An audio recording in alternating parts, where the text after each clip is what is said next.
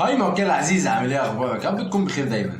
انت مع كورس ازاي اشتري شقه بشكل قانوني سليم. حلقه النهارده مهمه جدا، هنوضح الفرق ما بين التصالح وما بين الرخصه. وانا لو هشتري شقه ادور بالتصالح ولا ادور في الرخصه ولا اعمل ايه؟ معاكم جرجس عادل المحامي.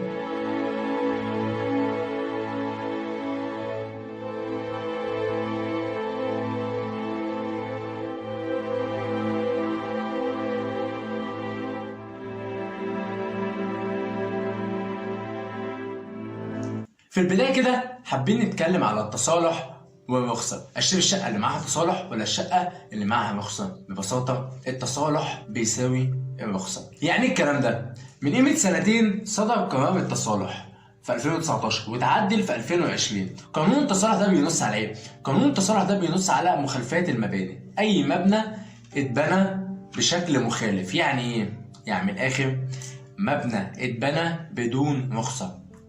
يعني ايه الكلام ده؟ لما حضرتك بتيجي تبني اي مبنى لازم يبقى ليه رخصه للعقار ده، العقار ده بيبقى ليه رخصه بيحق لك ان انت تبني 3 ادوار او 4 ادوار على حسب الرخصه كام دور. انت دلوقتي بقى بنيت بدون رخصه، هتعمل ايه؟ هتتساب كده مخالف؟ لا، في 2019 والقانون اللي اتعدل في 2020 من حقك انك تعمل حاجه اسمها تصالح.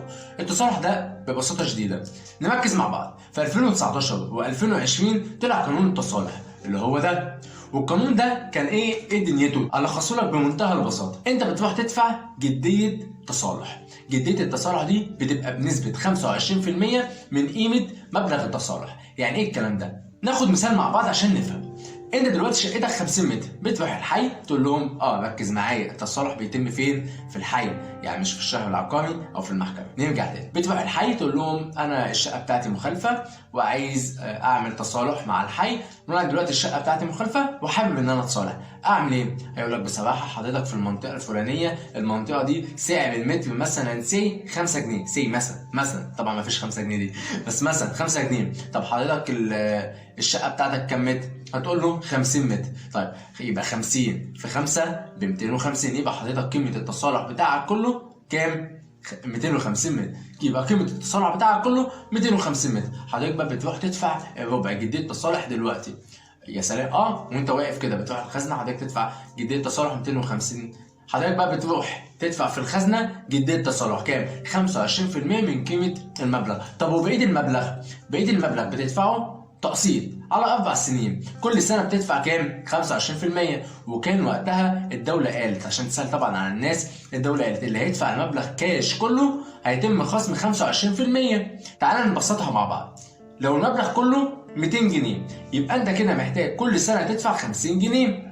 واول سنه انت دفعتها اللي هي جديه التصالح ال 25% اللي هي 50 جنيه، تاني سنه هتدفع 50. طب انت بقى لو عايز تدفع المبلغ كله، ساعتها الدوله قالت لك خلاص لو انت هتدفع المبلغ كله يبقى احنا هنخصم منك 25% من قيمه التصالح، وبدل ما هتدفع 200 جنيه هتدفع 150. طبعا الارقام دي علشان نفهم مش اكتر ولا اقل.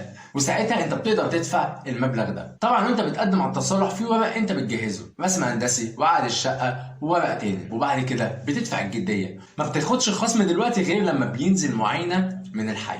طب حضرتك لو ورقك مش كامل ممكن الطلب بتاعك يترفض.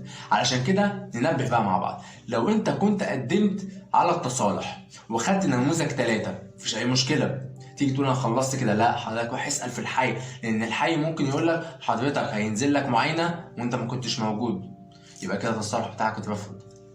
فخلي بالك لازم تتابع في الحي على التصالح بتاعك، هل هو التصالح ماشي؟ هل في ورق المفروض انت كنت تجيبه؟ هل المهندسين كانوا طلبوا ورق وانت حضرتك ما جبتوش؟ يبقى كده التصالح ضاع عليك.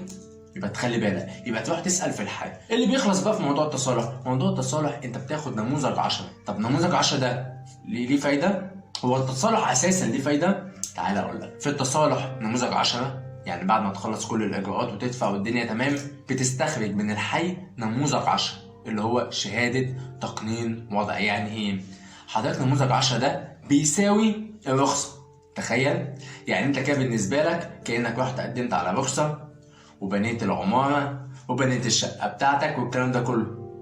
ده فايده نموذج 10، هو شهاده تقنين وضع بيفيدك. حضرتك كده وانت بتبيع شقتك تقدر تبيع الشقه وانت مرتاح. طيب الرخصه، تعال بقى نرجع للنقطه الاساسيه بتاعتنا. انا دلوقتي لو هشتري شقه اسال هو في رخصه؟ هيقول لك في رخصه. تطلع عليها وتشوف الشقه بتاعتك من ضمن الرخصه ولا لا. دي نقطه. طيب لو انت جيت بتشتري شقه ويقول لك مفيش رخصه، الشقه زي ما هي وهي مخالفه، وانا بقول لك علشان ايه ما يبقاش مضحوك عليك. طيب انا تمام مقدر اللي انت بتقوله، ما كدبتش، بس هل بقى الشقه ليها تصالح ولا ملهاش؟